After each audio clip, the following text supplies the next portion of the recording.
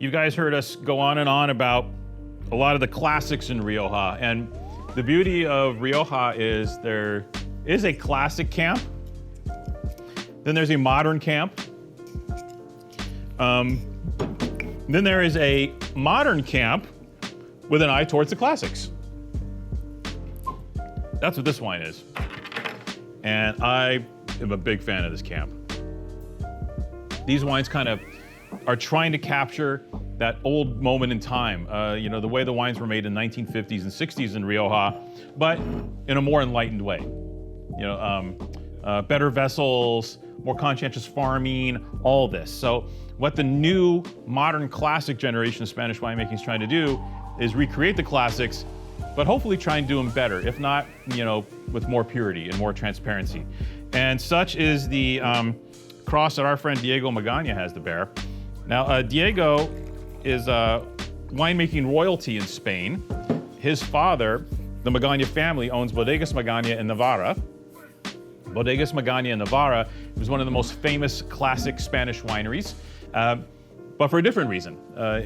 Long story short, Magaña in Navarra, their thing was all about Bordeaux varieties. And in fact, they were one of the first to make a world-class Merlot or Merlot-based wine out of Spain. Super popular wine. Quick story, I remember one of my first Spanish trips abroad back in the mid-90s, I was invited to go to Bodegas Magaña. Had a fabulous experience there, drank a bunch of old vintages of this Merlot, supposedly Chateau Petrus cuttings. I think they have blue clay or some kind of angle there. And also one of the wackiest meals I ever had. I had a rabbit stew and they forgot to take like the whole rabbit out of it. So they gave me my stew and there was this face staring at me, the ears, the rib cage, the whole shooting match. It was, I had another glass of wine and waited for dessert. But hey, I digress. Maybe the kid was tired of the rabbit stew, right? Because what happened is, Diego said, I'm gonna go my own way. You know, like the Fleetwood Mac song. And what he did is he told Dad, you know, I'm gonna do a thing.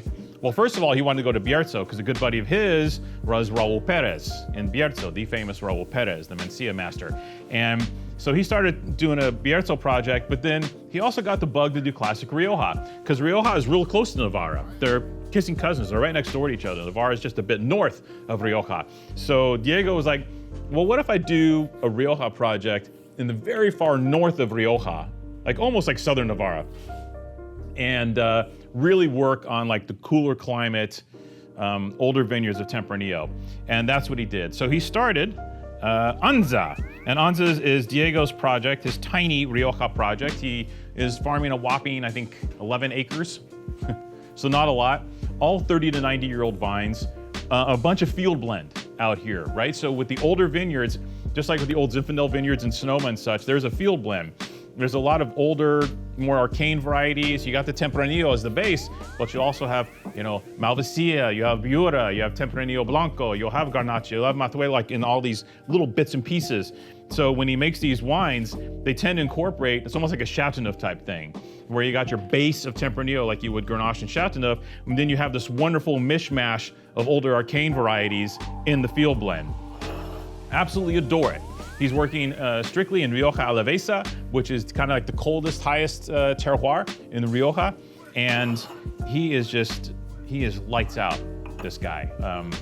He's just making brilliant, beautiful wines. We all tasted his stuff a couple weeks ago, and I came away deeply impressed by the wines because this new, modern, classic style of Rioja is very interesting to taste when the wines are young. Because when you taste older Rioja, when you taste these old Cunes and Rioja Altas from the 50s and 60s, you wonder, what was this wine like on release? And I know a guy like Diego is sitting there going like, what did this wine taste like, you know, in 1968? I mean, probably borderline undrinkable. When you think about the acid required and everything required to get these wines to a certain place in time 50, 60 years later, especially with the oak involved, wow, what are they gonna taste like? So how can we make a wine that's gonna do that and age 50 years, but make it accessible early on? And by gosh, I think he's really working it out. This is gorgeous stuff. Now, not the biggest Rioja. So the new modern guys are making really late harvested wines, quite a lot of new French oak, make that Bordeaux style. They want that, classified growth style of wine from Rioja. Here, this is not the case. Almost a Burgundian style of vinification. Older, larger barrels, including, and he's using some tinajas. He's using different aging vessels to put these wines in to get them to a point from a tannin structure standpoint where you have good tannins, you have good acidity, but the tannins are round. And so you have accessibility to the wine. You have drinkability to the wine. Absolutely essential.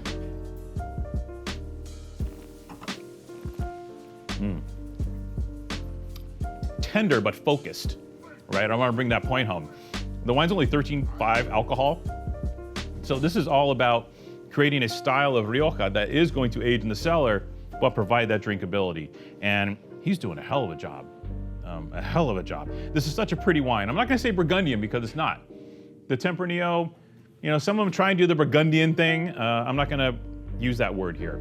What I will say is these wines are tender, yet precise, quietly structured, built to age, but you wouldn't know it by tasting it early on because the wines do have a certain level of accessibility. And this accessibility isn't given to you through late harvest style wines. It's given to you through conscientious grape growing and really soulful winemaking. Man, the kids got it pretty dialed. Press, sure, yeah, 94 plus for this one, huh? From the one occasionally stingy Luis Gutierrez. And this wine does provide a modicum of pleasure. This wine might be a little too rich for the guys like Luis, but that being said, for me, it works just fine. This is one of the great new discoveries in Rioja over the last couple of years.